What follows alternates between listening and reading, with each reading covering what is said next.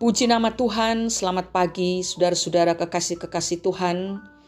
Pagi ini hari Rabu 27 April 2022. Kita sudah dibangunkan oleh Tuhan. Dan mari kita siapkan hati untuk menerima makanan rohani yang akan membekali kehidupan kita sepanjang hari ini. Renungan berjudul Mengatasi Para Penghalang. Bacaan firman Tuhan diambil dari Injil Markus pasal 10 ayat 46 sampai 52. Yang akan kita baca sekarang adalah ayat yang ke-48, demikian bunyinya. Banyak orang menegurnya supaya ia diam. Namun semakin keras ia berseru, "Anak Daud, kasihanilah aku." Saudara-saudaraku, pada waktu Bartimeus si orang buta berseru kepada Yesus, orang-orang yang berada di sekelilingnya tidak ada yang mendukung atau memotivasi dia. Mereka semua tidak berusaha menolong atau memberi jalan agar Bartimeus lebih mudah bertemu Yesus. Malah orang-orang banyak itu memarahi dia dan menyuruhnya agar diam. Mungkin kata-kata mereka seperti ini, "Mana mungkin Yesus bisa mendengarmu? Ini bukan waktu yang tepat, lebih baik engkau diam." Kira-kira seperti itulah perkataan orang banyak terhadap Bartimeus. Tak seorang pun yang mendukungnya untuk bertemu Yesus. Saudara-saudaraku, apa yang dialami oleh Bartimeus saat itu menjadi gambaran yang penting bahwa ketika kita mulai serius mencari Yesus, maka sikap dan kata-kata orang yang ada di sekeliling kita bisa melemahkan semangat. Budaya telah membentuk masyarakat kita, sehingga jika ada orang yang memiliki gaya hidup yang berbeda, maka ia akan dianggap aneh dan akhirnya dijauhi, sekalipun hal itu adalah hal yang baik. Jika hanya sekedar menjadi orang Kristen yang biasa-biasa saja, mungkin kita tidak akan menghadapi masalah yang cukup serius. Tetapi ketika kita menjadi pengikut Yesus yang sungguh-sungguh, maka kita akan mulai mendengar suara-suara sumbang. Rasul Paulus menuliskan dalam 1 Korintus 16 ayat 9. "Sebab di sini banyak kesempatan bagiku untuk mengerjakan pekerjaan yang besar dan penting, sekalipun ada banyak penentang." Saudara-saudaraku, lakukanlah apa yang Bartimeus lakukan ketika orang-orang mencoba menghalangi saudara untuk bertemu Yesus. Bartimeus tidak mempedulikan mereka. Ia tidak membiarkan mereka melemahkan semangatnya atau membuatnya diam. Malah Bartimeus semakin keras berseru kepada Yesus tanpa menghiraukan apa kata orang kepadanya. Yang ia inginkan adalah mendapatkan belas kasihan dari Yesus, dan ia tidak mau menyerah begitu saja. Memang tidak selamanya kita bisa mengatur situasi di sekeliling kita dan menyuruh orang lain untuk menciptakan keadaan yang mendukung. Tetapi jangan lupa bahwa kita bisa mengatur reaksi kita. Bukan orang lain yang menentukan apakah kita akan tetap bertahan dan menjadi pemenang ataupun menjadi orang yang kalah, karena sesungguhnya kita sendirilah yang menentukan semuanya itu. Ada sebuah ungkapan yang mengatakan, bagaimanapun usaha orang menghalangi langkahmu, mereka tidak akan pernah berhasil kecuali jika engkau sendiri mengizinkan mereka menghalangimu.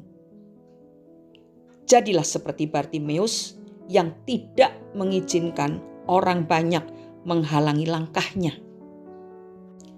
Kalau selama ini saudara sudah berseru kepada Tuhan, tetapi sampai saat ini belum juga mendapatkan jawaban, tetaplah berseru.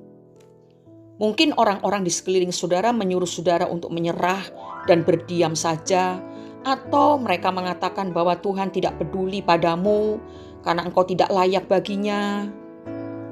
Atau mungkin sekarang saudara tergoda untuk berhenti berharap karena semua orang-orang di sekeliling saudara tidak mendukung. Ingatlah Bartimeus dan jangan pernah menyerah. Tetaplah berharap kepada Yesus seperti yang dilakukan oleh Bartimeus. Ada seorang tokoh di Perjanjian Lama yang sering sekali berada di dalam kesesakan. Dalam Mazmur pasal 18 ayat 7, di situ Daud berkata, "Ketika aku dalam kesesakan, aku berseru kepada Tuhan. Kepada Allahku aku berteriak minta tolong. Ia mendengar suaraku dari bait-Nya. Teriakku minta tolong kepadanya sampai ke telinganya." Kalau saudara membaca ayat-ayat selanjutnya, di sana Daud berkata, "Ia menjangkau dari tempat tinggi, mengambil aku, menarik aku dari banjir, melepaskan aku dari musuhku yang gagah, dari orang-orang yang membenci aku, karena mereka terlalu kuat bagiku," dan seterusnya. Saudara, walaupun seruan saudara mungkin belum dijawab oleh Tuhan, tetapi di situ saudara harus tahu bahwa Tuhan sedang menguji ketekunan saudara. Sampai sejauh mana saudara berharap dan mempercayai Tuhan. Teruslah berseru, karena satu saat, pada saat yang telah ditentukannya, Ia akan menjawab saudara dari tempat yang tinggi. Maka Ia akan menarik saudara dari kesesakan itu dan memberikan kelegaan, memberikan pertolongan. Sebab itu saudara, jangan biarkan halangan-halangan menghambat seruan saudara kepada Tuhan. Singkirkan, abaikan penghalang-penghalang itu. Teruslah berseru, karena Dia adalah Tuhan yang menjawab doa, seruan orang-orang yang tekun dan setia, serta mempercayai Dia sepenuh hati. Mari kita berdoa. Kami bersyukur kalau pagi hari ini Engkau memberikan kekuatan kepada kami. Seringkali kami berada di dalam kesesakan dan kami tidak bisa melakukan apa-apa. Tidak ada pertolongan. Oleh karena itu kami berseru-seru kepada Tuhan. Terima kasih karena Engkau memberikan kepada kami kekuatan lewat kehidupan Bartimeus yang tidak berhenti walaupun orang banyak menyuruh dia diam. Bapa, ajari kami untuk tekun dan setia dalam mencari Engkau. Begitu banyak yang membuat kami menjadi lemah, tetapi kuatkanlah hati kami. Kami percaya firman Tuhan hari ini akan memberikan kekuatan bagi kami, sehingga kami tetap berseru-seru seperti Daud, sampai akhirnya Tuhan menjangkau dari tempat yang tinggi. Terima kasih Bapa, di dalam nama Tuhan Yesus Kristus kami sudah berdoa dan mengucap syukur. Haleluya. Amin. Abaikan suara-suara sumbang di sekelilingmu. Ikuti kata hati dan keyakinanmu terhadap Tuhan Yesus Kristus. Selamat beraktivitas. Lakukan kewajiban dan tanggung jawab saudara dengan hati yang takut akan Tuhan. Dalam segala pergumulan, berserulah. Telinganya mendengar dan tangannya terulur bagi orang-orang yang tetap tekun dan setia. Tuhan Yesus memberkati, Tuhan Yesus mengasihi kita semua. Amin.